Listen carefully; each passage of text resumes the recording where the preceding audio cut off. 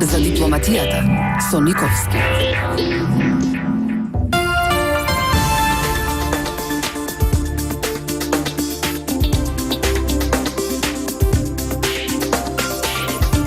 Почитувани, добра вечер. Македонскиот народ, сите знаете, со векови минувал низ разни голготи, бил репресиран, онеправдуван, злоупотребуван, масакриран, бил изложен на геноциди во повеќе прилики и обстојувал. Значи, ништо ново не е пред нас, отколку што сме го живееле со векови, ништо помиле нашите предци.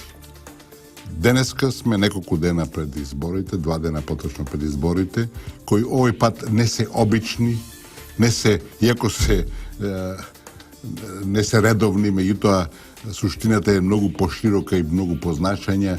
Тие се референдум, тие се плебисцит е некој синоним за референдум, што значи определување на народот. Значи, ние сме соочени со гласање кое треба да покаже каква Македонија сакаме. Значи, од нас зависи, од никој друг, дали утре ќе биде редефинирана земјата, што е ставено на маса, зашто се лагат одредени политички партии, за жал од сите блокови, или ќе остане Македонија ваква како што е, унитарна, со мнозински македонски народ, со македонски јазик кој е главен, официјален и за меѓународна употреба, а не да бидеме присилени да место албанците како малцинство го изучуваат македонскиот народ, како македонскиот јазик како обединувачки, туку македонците да го изучуваат албанскиот јазик за меѓусебно да се разбираме.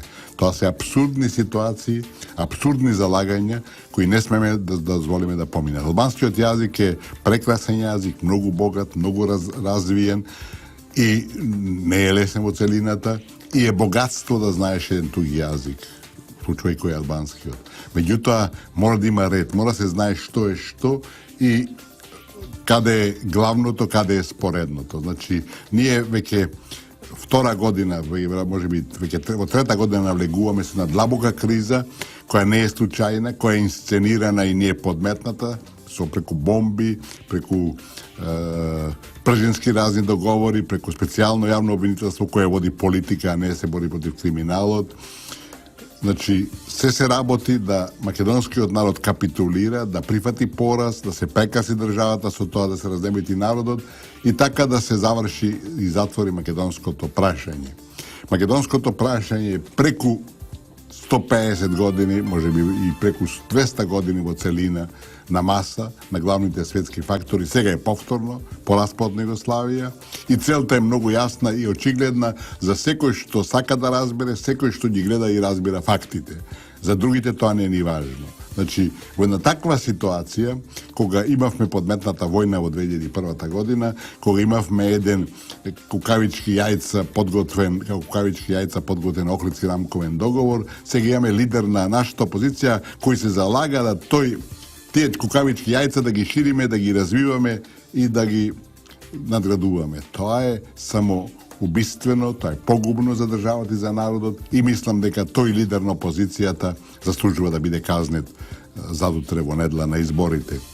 Опозицијската партија е значајна политичка сила во земјата, таа има свој дел, свој придонес во развојот на оваа држава и во независна Македонија и нејзината претходничка во поранешниот систем, значи се работи за сериозна, важна партија, меѓутоа лидерството, особено лидерот на таа партија, е човек кој де факто не ги разбира тенденциите и процесите кои се одвиваат во оваа држава, човек кој очигледно не е дораснат за амбициите кои ги има да ја води оваа држава и човек кој прави такви грешки, историски грешки, кој предлага такви невозможни работи со што се става на иста линија со најекстремните албански национал-шовинисти, со тие што се креатори и носители на големоалбанскиот проект. Албанскиот народ и македонскиот народ секој живее во слога, нема никакви проблеми, се додека некои политички лидери, особено тие што дојда од така наречената ОНА, koji prvo se obidуваат со оружје да рушат оваа држава, а после тоа се обидуваат на некој, можем, прикриен начин, некој пософистициран начин. Значи, тие го задојуваат тој албански народ со кој живеат со македонците како најблиски родители, како најблиски роднини, пријатели и браќа, ако сакате. И сега, значи, заговараат политики, заговараат редефинирање на оваа држава, антиуставни, што е криминален чин во цел свет, нешто што не може да помине без нови судири. Во недела кој ќе гласате, сватите дека гласате за себе, за своето семејство и за Македонија. Овој пат не се гласа за партии, пат се гласа за Македонија. Сакаме ли Македонија да остане ваква како што е и сакаме Македонија која нема да има ништо заедничко со македонскиот народ и македонскиот јазик. Гласајте, излезете што помасовно, бидејќи никој нема да ви биде крив. Некој убаво рекол дека ние самите бираме. Не зависиме ни од Заев, ни од Груевски, ни од било која партија, зависиме од самите себе. Изборот што ќе го направиме во недела, ќе биде со тоа што ќе живееме. Ако погрешиме, а не смее да го направиме тоа, тогаш ќе плаќаме низ историјата и ќе не осудат сите наши предци кои своите животи, голем дел од нив и крв пролеале, ги дале и крв пролеале за оваа самостојна, независна македонска држава. За дипломатијата со Никовски.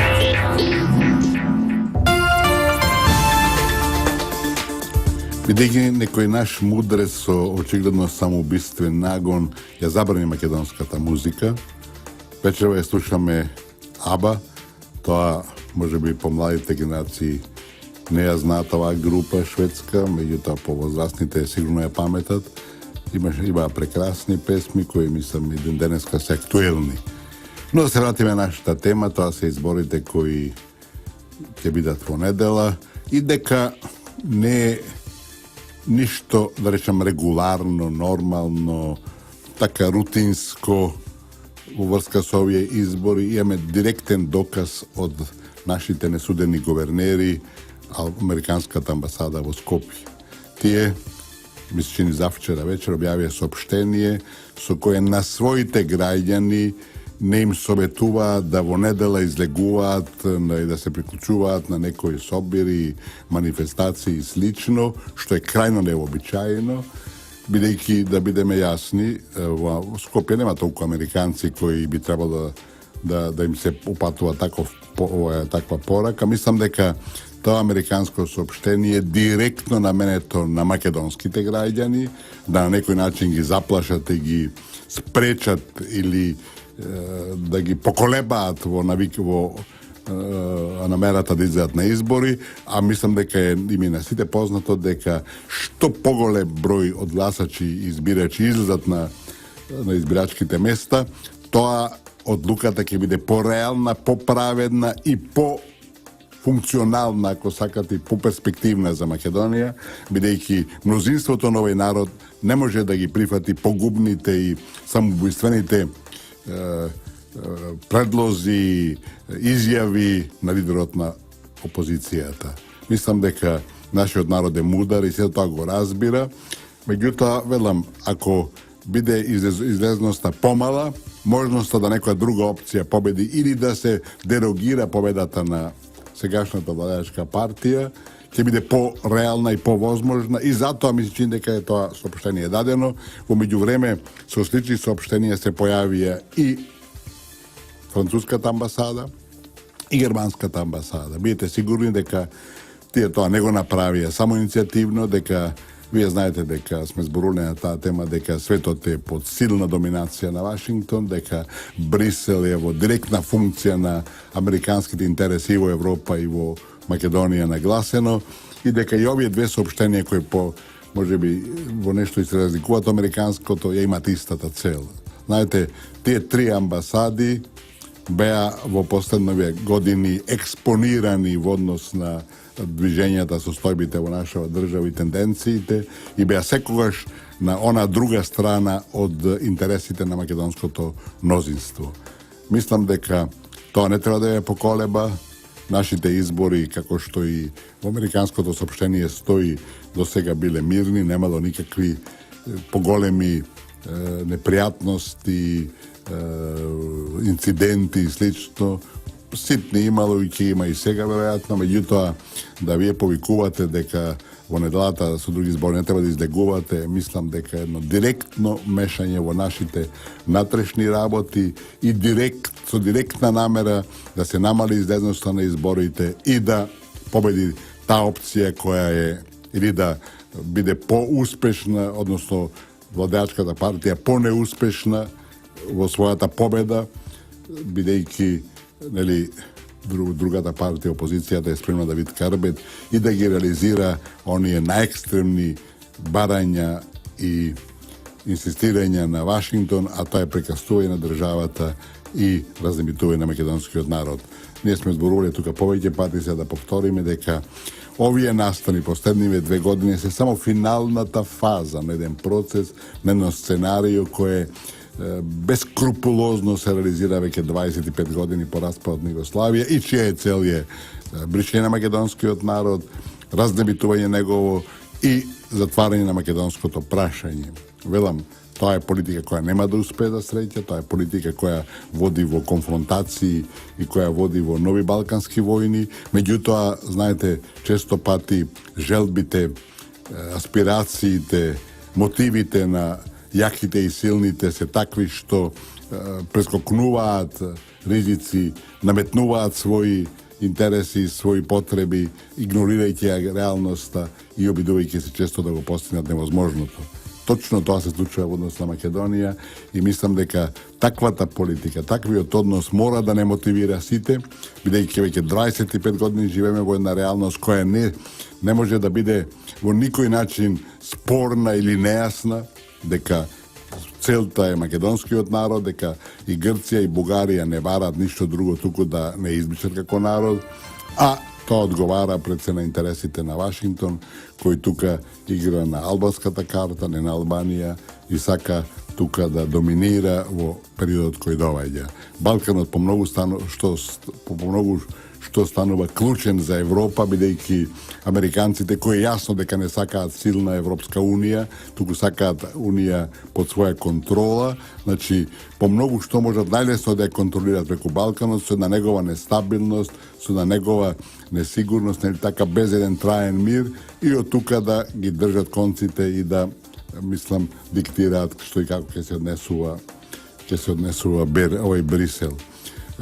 Кога зборуваме на оваа тема, сега малце да кажем и дека веќе нема никакви дилеми, дека досегашната американска надворешна политичка доктрина, која доби своја многу јасна презентација прво во Либија или во Ирак, било кој прв и втор е меѓу овие две земји, и да го спомнуваме Афганистан, потоа во Сирија, во Украина, та и во Македонија, ако сакате, каде 25 години држат во една статус-кво ситуација, не ни дозволува да се развиваме, не дозволува да дишеме доволно, разбирате, и во овие 4 земји кои ги спомнав, кои ги направија во хаос, 45 милионскиот украински народ го доведоа во една ситуација на беда, мизерија и војна, само затоа да ја контролираат Русија, или една Либија, каде имаше помногу што социјализам, онај вистински социјализам, бидејќи Гадафи од еден момент им стана пречка за нивните енергетски интереси пред се во однос на нафтата, го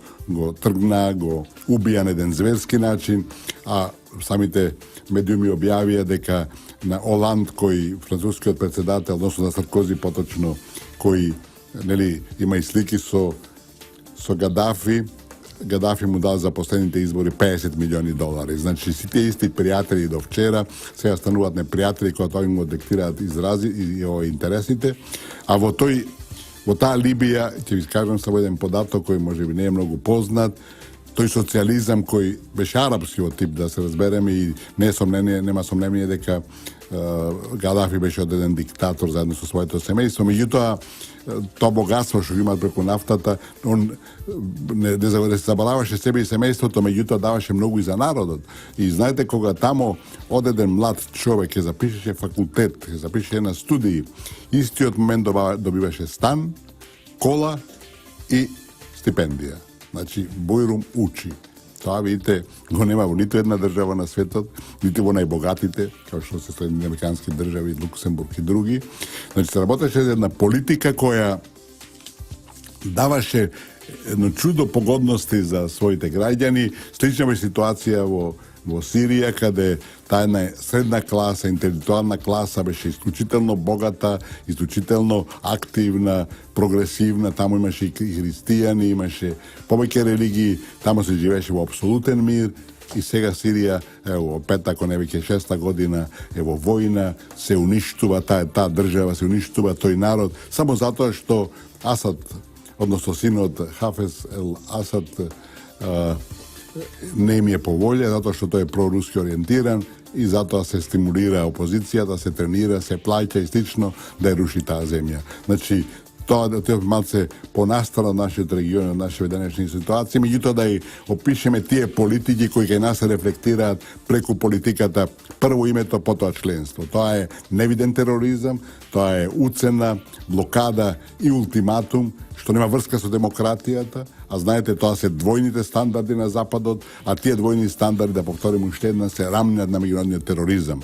И дури се и полоши, бидејќи од меѓународниот тероризам самите се браниме, знаеме дека тие луѓе користат оружје за да реализираат своите цели, дека немаат никаков усул према никого, и сами се чуваме. Меѓутоа, во овој случај, кога овие рушат и убиваат и влади, и лидери, и слично, и менуваат државни уредувања, вие не знаете, а цело време ви зборува за демократија, за човекови права, за доминација на правото и слично, а во пракса прават сосема нешто друго. Македонија е класичен пример на таквите политики и мислам дека и на овие избори во недела мораме да дадеме нашиот глас за Македонија, заборавајќи која е наша партија. Секој си има своја партија, секој си има своја идеолошко пределба. Јас сум левичар, вие знаете, јас сам ништо со десницата, меѓу ако десницата во овој случај, владеачката партија е таа која што нуди, и по сите грешки што ги направи, што нуди перспектива за народот, сите мораме да гласаме за неја.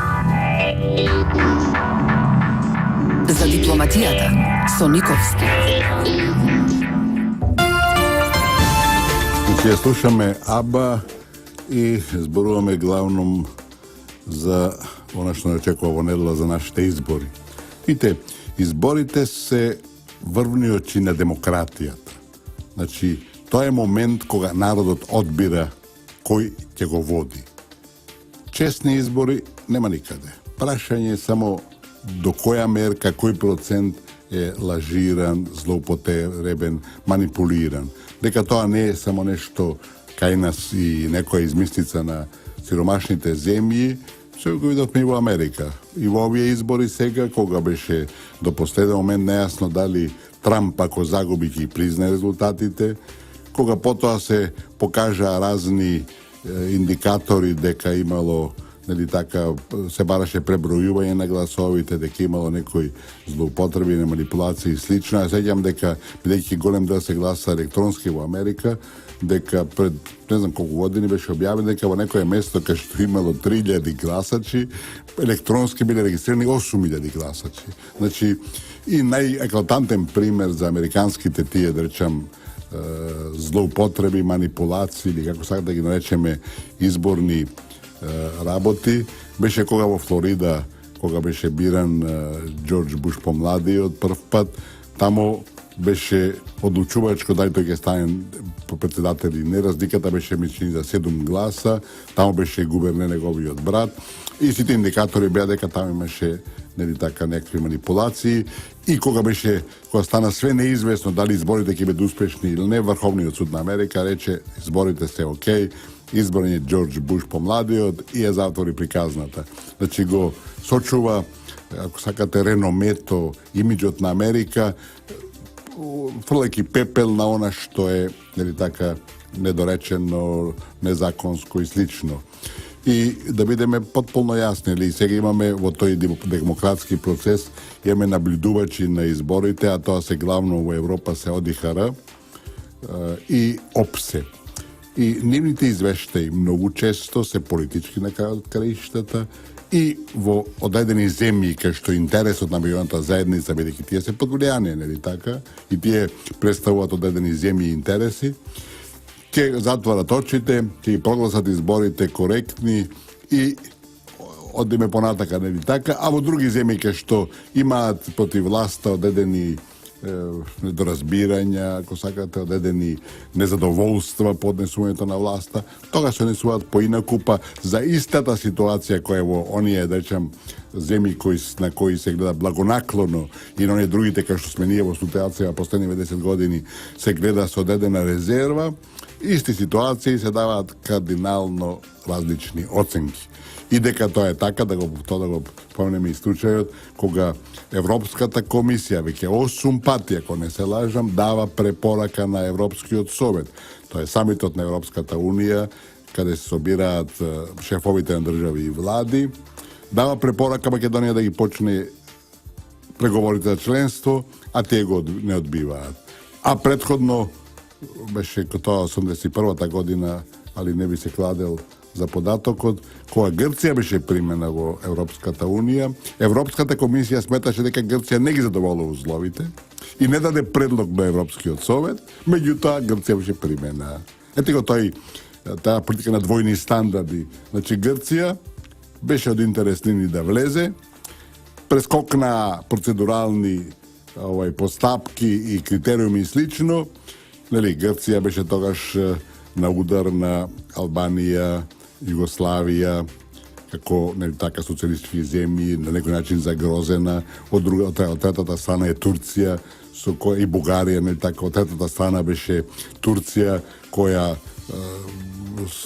меѓу кои од векови имало недоразбирање меѓу двете земји и слично, и беше интересно да влезе Атина и ја примија. Меѓутоа, секоја сме ние во прашање, такове што нема, бидејќи нашата власт не е спремна да капитулира и ни поставуваат ултиматум, прво блокада, ултиматум и уцена. Ако е тоа демократија, ви се молам тогаш што не е демократија. Значи, во изборите се тој врвенчи на демократијата, кога народот одлучува, казнува или не така наградува. Ние во сите источноевропски земји, вклучувајќи и Македонија, имавме случај после распадот на Советскиот сојуз, на обединувањето на Германија, распадот на Југославија и Чешка, да во сите источноевропски поранешни социјалистички земји на сите избори се менувааше власта, бидејќи никој не гласаше за, сите гласа против. Значи власта секогаш беше осудена да не добие втор мандат, бидејќи очекувањата, колку да беше и добра, и честна, и вредна, не можеше да ги задоволи очекувањата и се гласаше против неа. Прв пат во Македонија, овие последни 10 години, народот гласа за. Претходник е нас беше против. Секоја изборен циклус имаме промена на власта, сега прв пат се гласаше за. И мислам дека тоа гласање за даде една ситуација која, велам, доведе до еден очај во опозицијата, која изгуби 10 избори поред и сега настојува со сите сили да дојде на власт, не брајки средства, станувајќи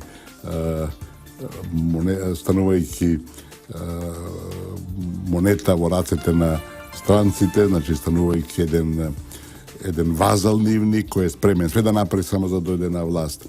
И многу е важно во демократија да почитувани што постојат лимити. Например, американскиот претседател може да биде избран само 2 пати, значи вкупно 8 години.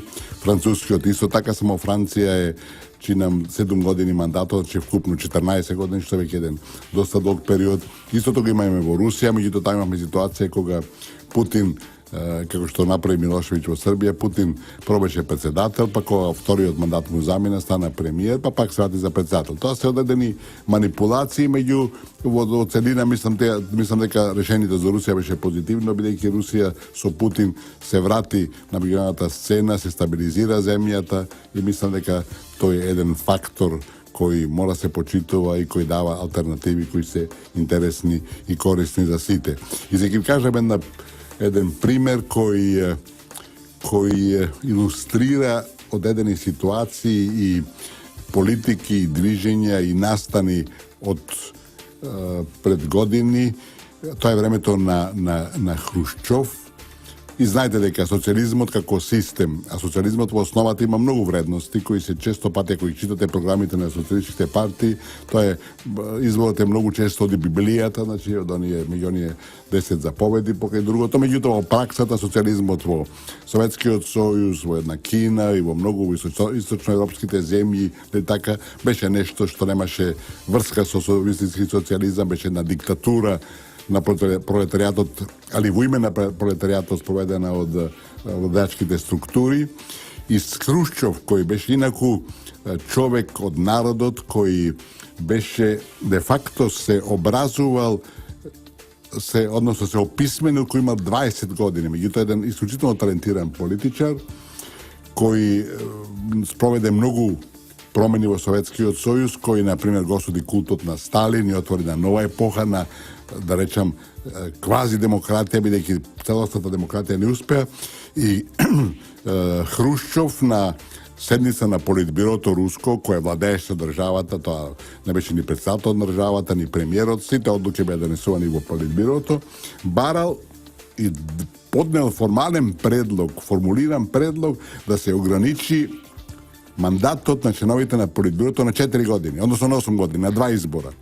Затоа што, мислам да ги подсетам по младите генерации, по возрастите знаат, во социализмот те избират во Политбирото и ако не направиш некоја грешка, ако не се скараш со другите, за цел живот си член на Политбирото. Што значи скоро реалистичка власт, како што има кралските семејства кои нели така се наследува едни со други.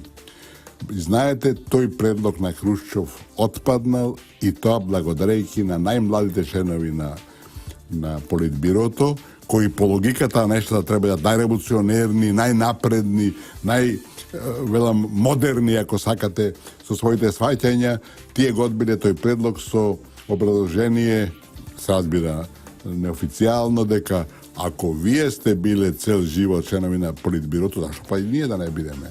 Една тесна, лична, личен интерес, една себичност невидена, де факто спречи да Русија се развива побрзо, да тој социализам даде некој пример на сите други земји во светот и место тоа одеше со една надолна линија, со милитаризација, со една сиромаштија, со една беда која беше невидена. А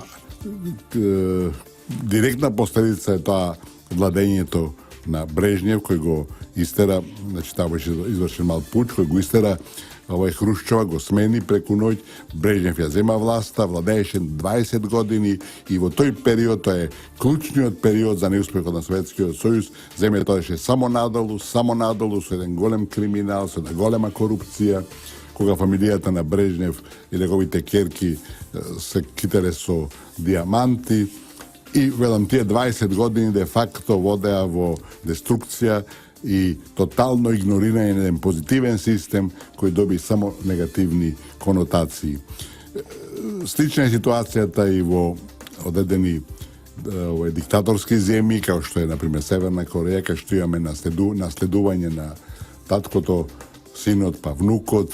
И во диктатурите тоа е точно така направено како што е случајот и во кралските семејства, меѓутоа во таа борба за демократија, модерниот свет, развиениот свет стана свесен дека кралските семејства како такви, како главни представници, односно носители на власта, формални носители на власта, не може да бидат носители на демократијата, тоа не е демократски принцип. Тие ги одвоија кралските семејства, така и во една Шпанија, така и во една Британија, така и во една Данска и слично, разбирате, ги одвоија од реалната власт, тие се повеќе формални водачи, односно лидери на таа држава, и се друго е префрлено во рацете на премиерот, односно на власта.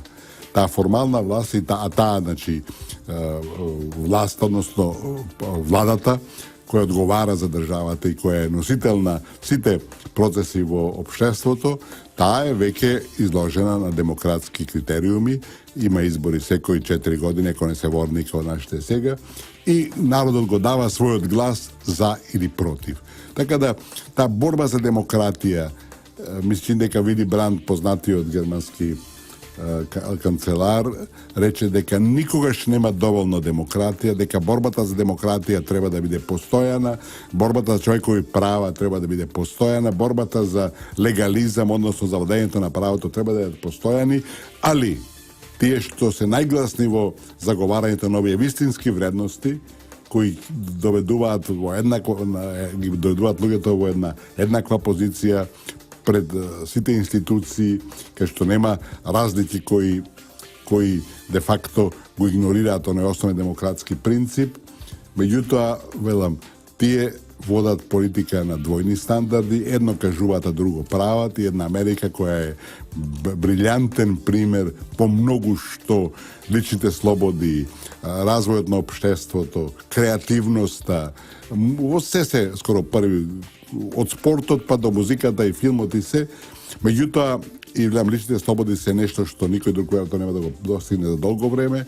Односот на црнците и позицијата на црнците во општеството се уште не е дефинирана и сведоци сме на постојани на постојани инциденти, убиства и слично кои покажуваат едно незадоволство.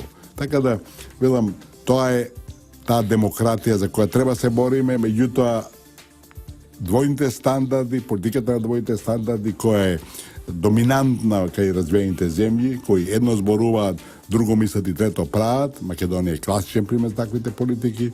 Мислам дека треба се отворено бориме против тоа и да, развивајќи таа демократија, не ги дозволуваме сите тие манипулации, односно злоупотреби кои се постојано на маса. Велам, тоа е околу изборите, бидејќи се тие еден филтер каде народот одлучува и сите злоупотреби што се неизбежни ако се на едно минимално ниво, тие не треба да заплашуваат и да создаваат било каков сомнеш. Треба се настојува да тие се минимизираат и да може да се елиминираат, меѓутоа тоа не е лесно во животот и затоа, велам, изборите кои ги имаме сега во недела се точно еден испит за нашиот народ, за секој од нас, дали сме свесни за што се бориме, дали сме свесни дека самите сме комачи на нашата иднина и нашата судбина, дека самите одлучуваме дали ќе мораме да учиме албански јазик затоа што некому текнало тоа, или ќе биде онај реален принцип дека македонскиот јазик ќе биде обедителен за сите жители на оваа држава, а во сите мешани средини, кај што, дали така или во средини кај што има доминантно албанско население, по логиката на нештата, животот ќе го прави своето и македонците ќе го учат албанскиот јазик.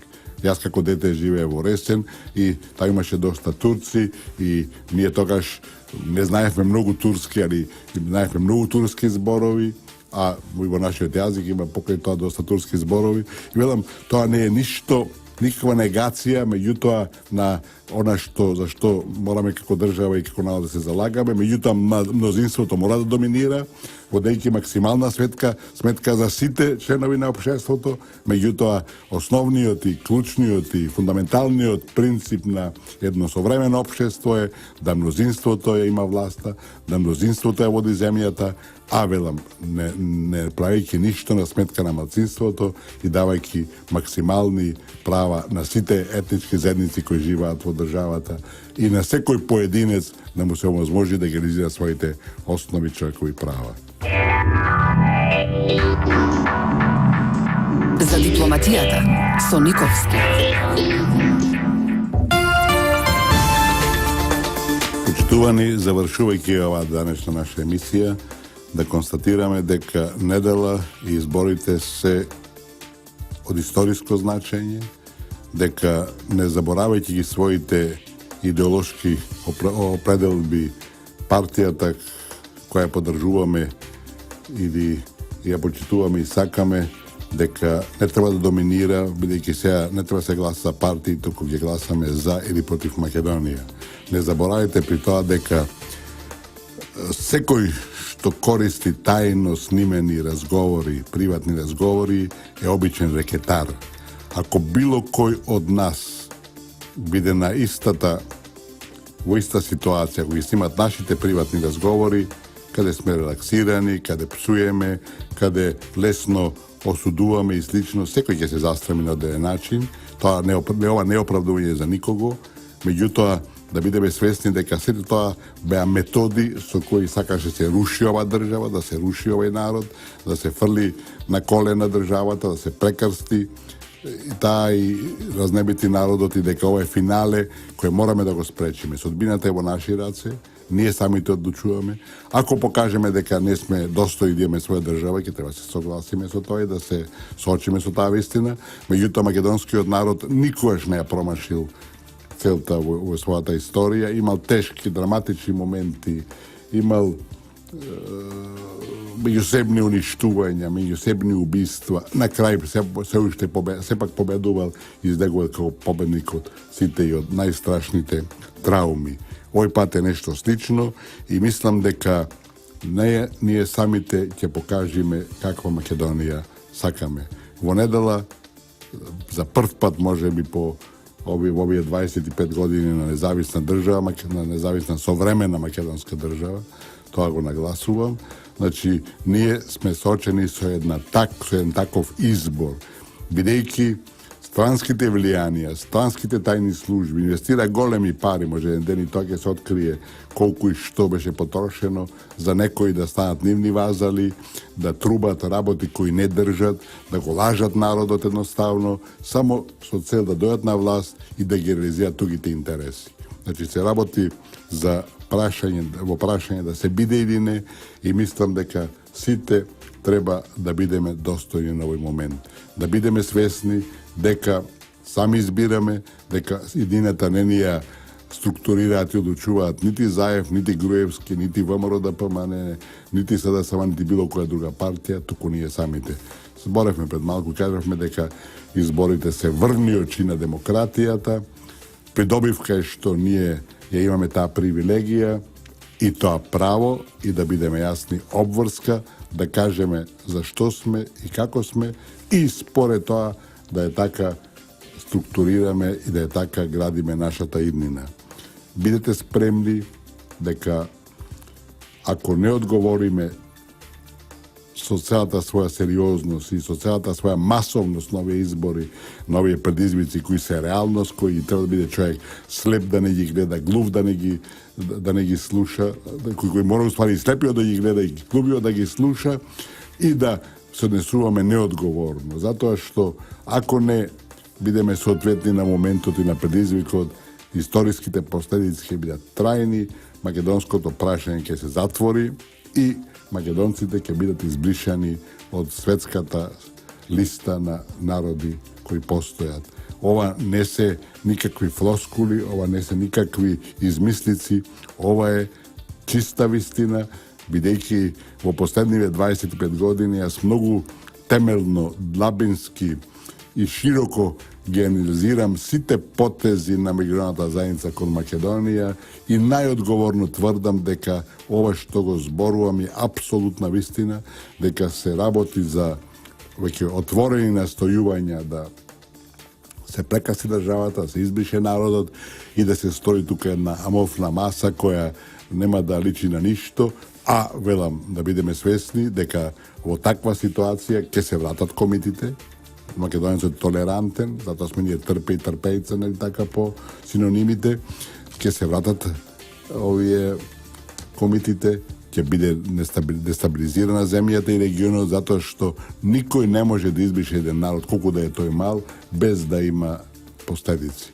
Македонецот бил секојаш соодветен на предизвикот со кој се чувала неговиот народ и неговата во последно време држава, и неговата религија, ако сакате, и никојаш не промашил. Мислам дека не смееме да овој пат бидеме поинакви, да дозволиме да поминат некои сили, некои тенденции, некои политики кои се погубни за сите нас и кои водат де факто во растурање на оваа држава. Бидејќи доколку нема македонски народ, оваа држава не е веќе потребна.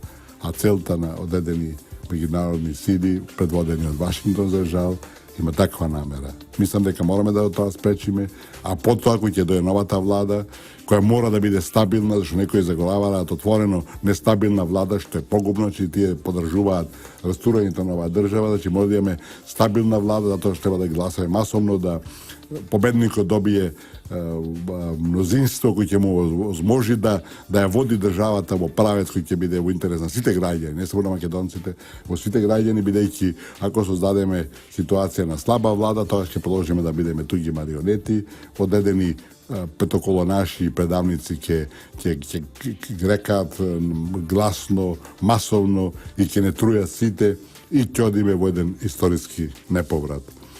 Тоа беше од мене за денеска, почитувани. Мислам дека разбравте пораката која ја испраќам и мислам дека секој треба да биде свесен на одговорноста која ќе има за 2 дена во недела на изборите кои следат.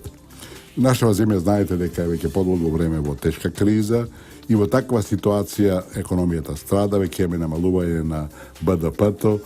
Тоа сме свесни дека секојдневно се случуваат проблеми во нашето стопанство и затоа сега може би најважно да го покажеме нашиот економски патриот и да купуваме македонски производи.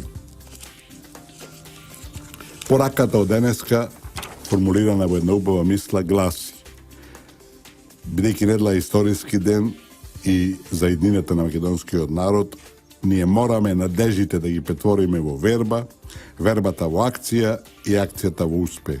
Изборите се прекрасна шанса за тоа, а нашиот однос кон ваквата политика ќе покаже што заслужил македонецот и за што е достоен. Трговско радиодифузно друштво, Радио Слободна Македонија. Уредник и војтел на емисијата Ристо Никовски. Датум на продукција 9 декември 2016 година.